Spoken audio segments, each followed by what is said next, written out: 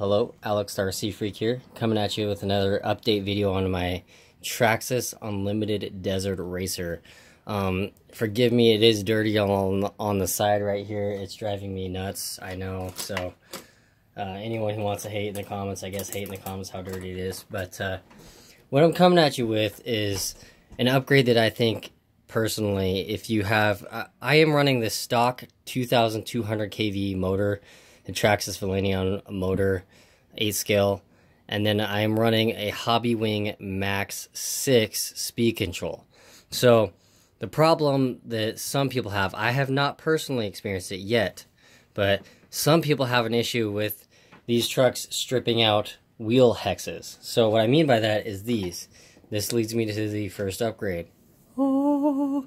Alright, so see how these have the machined finish right there? It's all machined aluminum look right there. Now if you notice on the back, this is up close, if you notice on the back, it has that, it's all black anodized, which I actually like, because you're not going to see it anyway. But you could sand this with some very, very fine sandpaper, wet sand it, and then you can get this machined finish on the back side. Also, if you want to do the machine finish, but these are directional. If you notice, this one's right and this one's left. So I'm going to stick the right side on the left side because the way I like it, and this is a personal thing. These little vents right here, how these are angling back like that. See how these are angling back? I want this to be on the left side. So when it turns like that. You know what I mean? So that's what I like. So what we're going to do is, I got the whole set of 4 of these. It came from China. You can get them in all kinds of colors. I pre-loosened the 8mm. There's an 8mm nut that goes right there. I pre-loosened them. So I'm just going to take off a couple tires.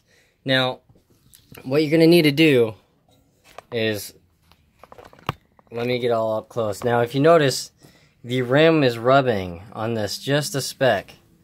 And I painted these. I dyed these black, and then I painted the rotor silver. But see how these angled pieces right here are angled back? So when it turns, that's how I like it. Now, it's supposed to be the other way. It's supposed to be like this, where they're angling forward. I don't like it like that. I'd rather have it angling back. So, like I say, it's not a big deal. It's not, you can put them on either or way, even though they say they're right and left side. It does not matter.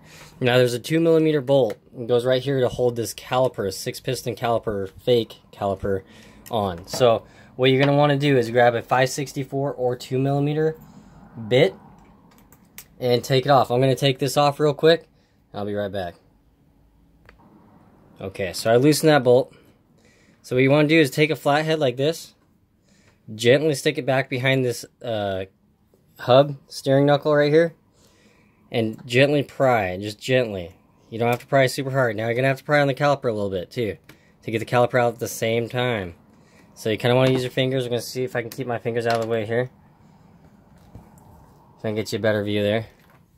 Now make sure with these, something to check.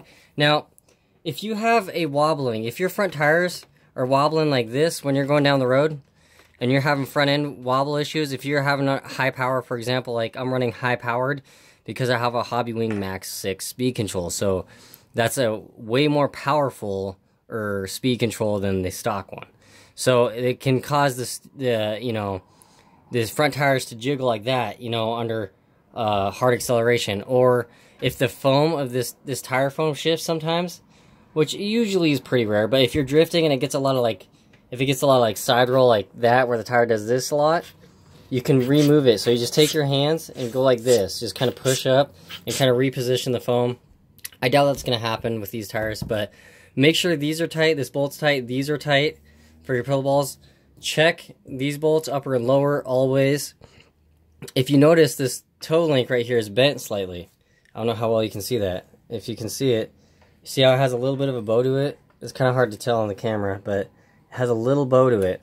So just, that can definitely cause the steering to do weird stuff. These wheel bearings here, you want to make sure that these are in good condition, oiled.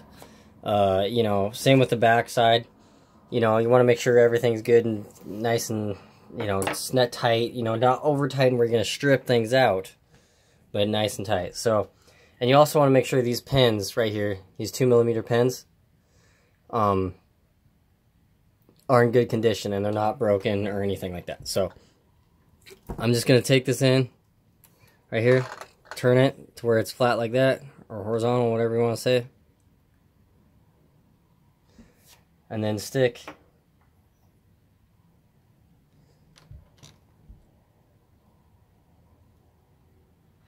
hold on here, this on this side, and then you want to grab your caliper. Now there's a little groove. I'll take this off. That little groove is where this caliper piece slides in. So I painted this caliper. Factory, these are gray. So you want to stick the rotor in with the caliper. You want to rotate the rotor till you get it on the pin. I'm on the pin. You want to push this caliper in. You want to push that in all the way. And we got the caliper pushed in fully. It's seated. You want to make sure that you have it, the pin, pushed in enough to where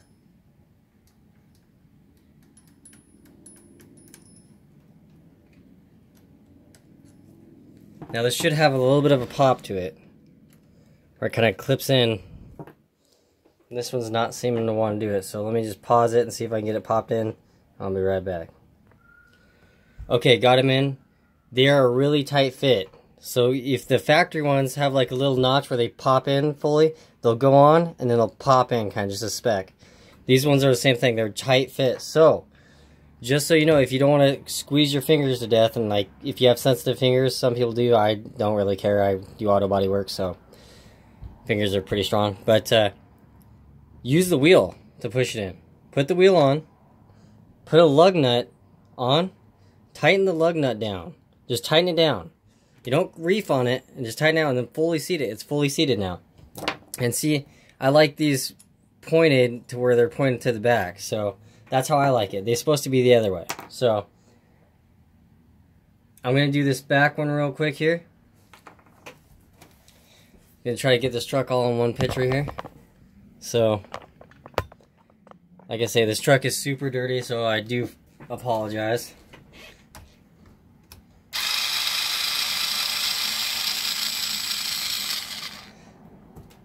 Just take that screw out.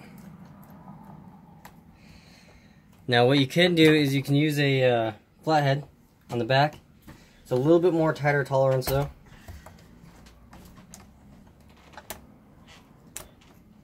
And you just pop it out. So remember, do not lose the caliper.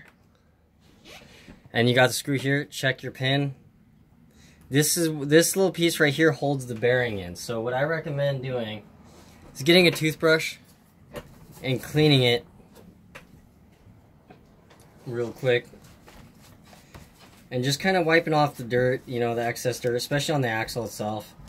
Because you don't want this, you know, collecting a crap load of dirt on the axle. So I just take a toothbrush and lightly just kind of clean it.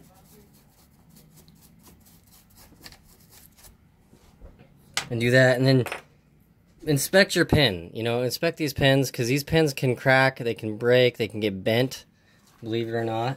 I wish they did a spline. If Traxxas did a spline on this, that would be pretty cool, I think. That would be like one of the best decisions they probably ever did. But,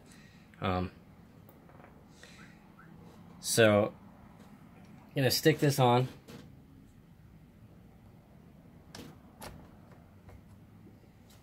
Take the caliper.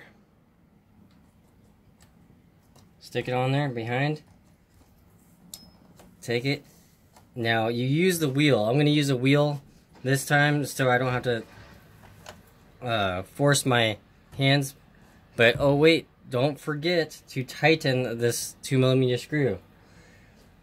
So like I say, I just use it tight, and I'll take the tire back off just to make sure that everything's seated correctly, so I can visually see that it's seated correctly. Because you don't want this to fall off or get loose, you know. Your axle could slide out, because this helps keep it in, your brake rotor in. So just saying, you don't want that to happen.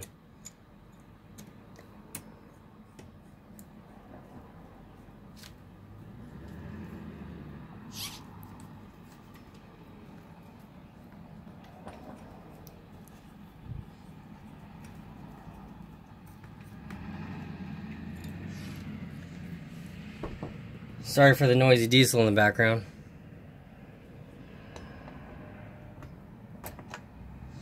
So, like I say, just use a lug nut. Just use a lug nut.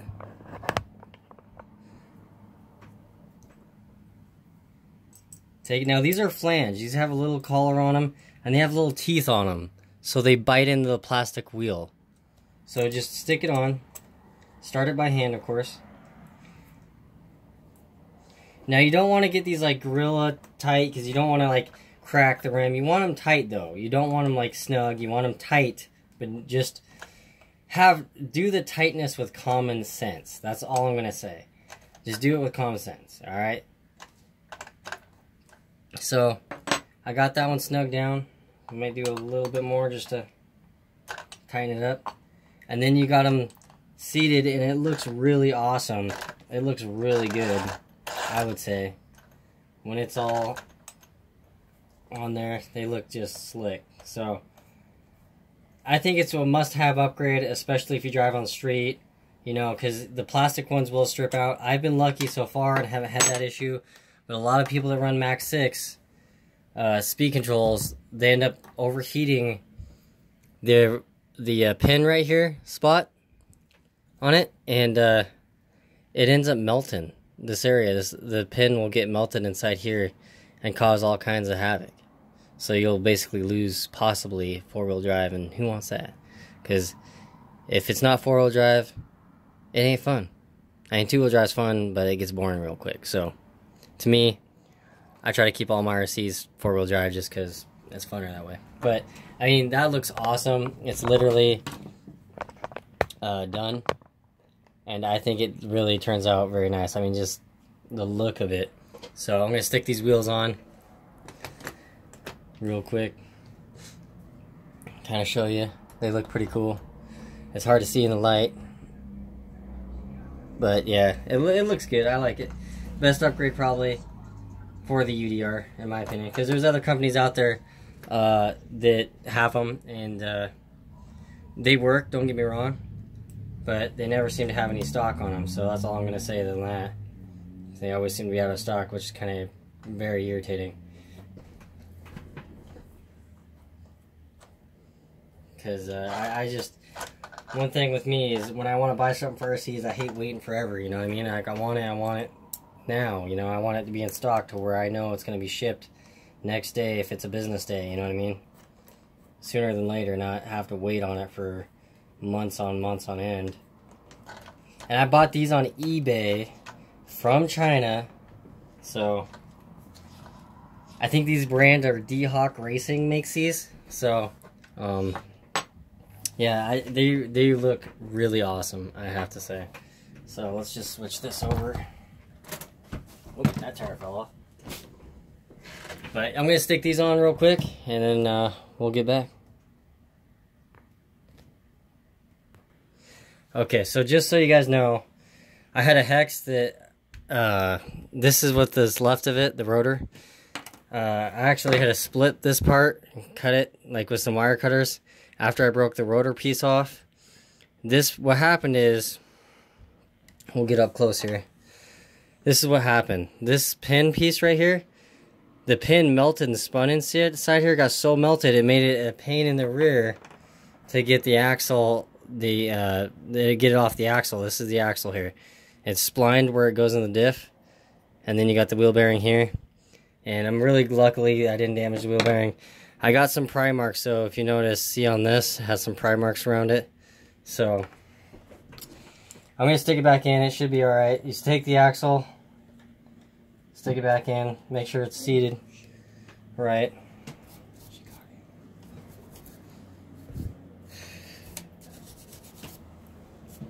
Of course, clean the parts very well. Good idea. Take this, stick it back on.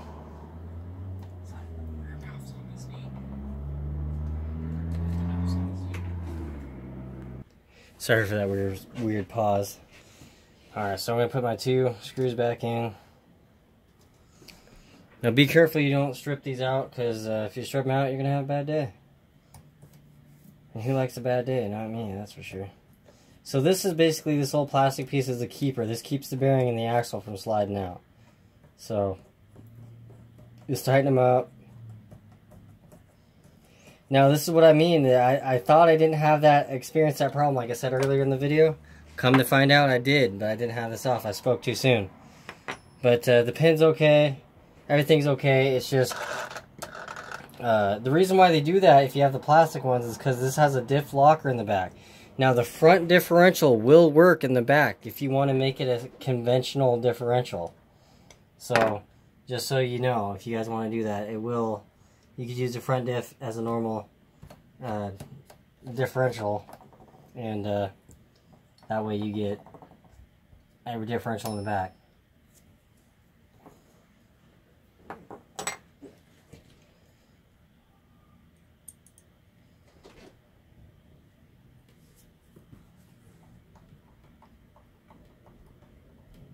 Make sure you tighten the 2mm screw for the caliper. Get that tight, and like I say, it definitely improves the look because it looks pretty cool, I think. So I'm gonna stick the wheels on.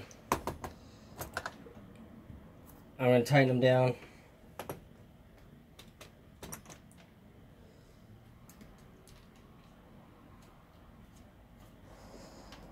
And it should work a lot better, and hopefully I won't have issues with hexes stripping out.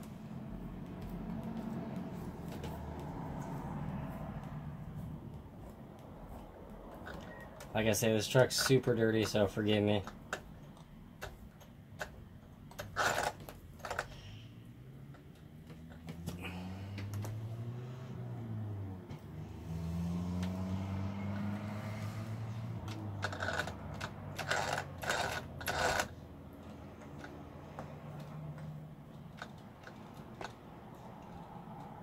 Okay, so I got them tight. It looks good in there. Let's see if I can get you up close and personal, or hopefully you can see it in there. But see it? It looks kind of cool, I think. So, yeah, that's the truck. Looks awesome.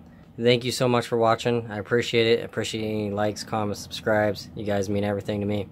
Alright, love you guys. Peace.